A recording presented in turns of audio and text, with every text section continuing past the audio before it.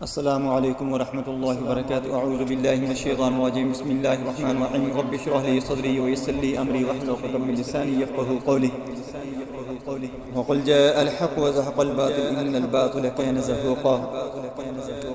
ڈراؤنے خواب جو ہوتے ہیں وہ شیطان کی طرف سے ہوتے ہیں، اور کچھ خواب ایسے ہوتے ہیں جو اپنی ہی سوچ کی وجہ سے ہوتے ہیں، اور اچھے خواب جو ہوتے ہیں اللہ کی طرف سے ہوتے ہیں۔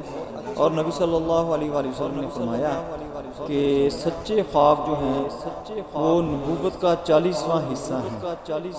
اب ہمیں کیسے پتہ چلے گا کہ یہ اپنی سوچ کا خواب ہے، ڈراؤنا خواب ہے، اچھا خواب ہے، اللہ کی طرف سے خواب ہے؟